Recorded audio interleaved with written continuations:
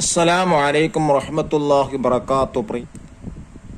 സമസ്തയുടെ മദ്രസകളിൽ 1-ാം ക്ലാസ്സിലേക്ക് തയ്യാർ ചെയ്തത് 2 ഭാഗങ്ങളായിട്ടാണ്. Part 1, part 2. പാർട്ട് 1-ൽ പഠിപ്പിക്കുന്ന തഫ്ഹീമു തിലാവ, അതുപോലെ അതിൻ്റെ വർക്ക് ബുക്കുമാണ്. വളരെ ലളിതമായ രീതിയിലാണ് പാഠബുക്ക് അവതരിപ്പിച്ചിട്ടുള്ളത്, തയ്യാറാക്കിയിട്ടുള്ളത്. ചെറിയ കുട്ടികൾക്ക് മനസ്സിലാകും വിധമാണ് പാഠബുക്കുകളൊക്കെ തയ്യാറാക്കിയിട്ട്. അതുകൊണ്ട് തന്നെ കുട്ടികൾക്ക് നന്നായി മനസ്സിലാക്കി കൊടുക്കാൻ നമുക്ക് സാധിക്കണം. പഠനം ആശയത്തിൽ നിന്ന് പദങ്ങളിലേക്കും പദങ്ങളിൽ നിന്ന് അക്ഷരങ്ങളിലേക്കും നീങ്ങുകയാണ് യഥാർത്ഥ രീതി. ഇതനുസരിച്ച് 1-ാം ഭാഗം 3 ആശയഭാഗങ്ങളാക്കാണ് മാറ്റിയിരിക്കുന്നത്. ഈ തഫ്ഹീമു തിലാവയിലെ 1-ാമത്തെ പാർട്ടിലെ 3 ഭാഗമായിട്ടാണ് പഠിപ്പിക്കുന്നത്. ആദ്യമായി വീടിനെ കുറിച്ചാണ് പഠിപ്പിക്കുന്നത്. 2-ാമതായി പൂന്തോട്ടം.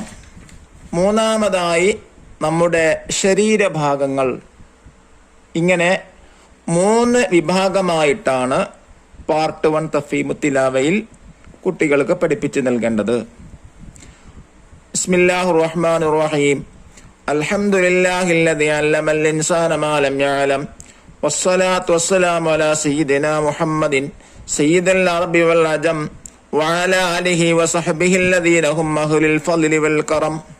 1-ാമത്തെ യൂണിറ്റ് ഒരു ബൈത്താണ് പരിചയപ്പെടുത്തുന്നത്. വീടിനെ കുറിച്ചുള്ള ഒരു പദ്യമാണ്. ഇത് പഠിക്കേണ്ടതില്ല, ചൊല്ലി ആസ്വദിക്കാൻ മാത്രമുള്ളതാണ്. അതുകൊണ്ട് കുട്ടികളെ കൊണ്ട് ചൊല്ലിപ്പിക്കാം. ആദ്യമായി നല്ലൊരു ഭംഗിയുള്ള വീടിന്റെ ഫോട്ടോ ആണ് കൊടുത്തിട്ടുള്ളത്. ഹാദാ ബൈത്തി, ഇതെന്റെ വീടാണ്. ബൈത്തി ബൈത്തി തഹ്തൽ വാദി അദബുൻ ഫീഹി വ അബി വ ഉമ്മി അൽഅബു ഫീഹി അഫ്റഹു ഫീഹി ഹാദാ ബൈത്തി അംദഹു ബൈത്തി. ഈ ബൈത്ത് പരീക്ഷയ്ക്ക് വരുന്നതല്ല, ഒരു ആസ്വദിക്കാൻ വേണ്ടി മാത്രമുള്ളതാണ്. അടുത്ത പേജിലാണ് 1-ാമത്തെ പാഠം പഠിപ്പിക്കുന്ന അദബുൻ. ഇവിടെ പാഠത്തിൽ ചെയ്യേണ്ട പ്രവർത്തനം കുട്ടികൾക്ക് കാണിച്ചു കൊടുക്കേണ്ടത്, ആദ്യമായി ചെയ്യേണ്ടത് കളറ് ചെയ്യാനാണ്.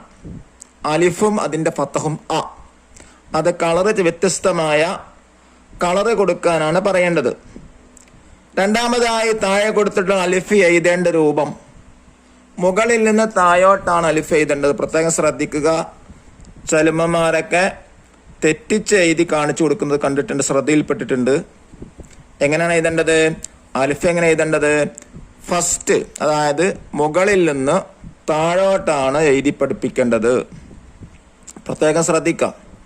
എന്നിട്ടാണ് പിന്നെ കുട്ടികളെ പഠിപ്പിക്കേണ്ടത്.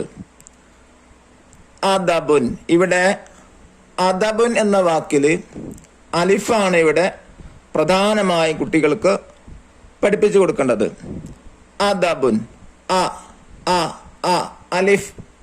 എങ്ങനെയാണ് അലിഫ് എഴുതേണ്ടതെന്നും എങ്ങനെയാണ് വായിക്കേണ്ടതെന്നുമാണ് ഈ പാഠത്തിൽ പ്രത്യേകമായി ശ്രദ്ധിക്കേണ്ടത്. ഏറ്റവും താഴെ നോക്കൂ, അദബുൻ, ഒരു ബ്ലാങ്ക് ആയിട്ട് ദബുൻ എന്ന് കൊടുത്തിട്ടുണ്ട്. അത് കുട്ടികൾ സ്വയമാണ് എഴുതേണ്ടത്.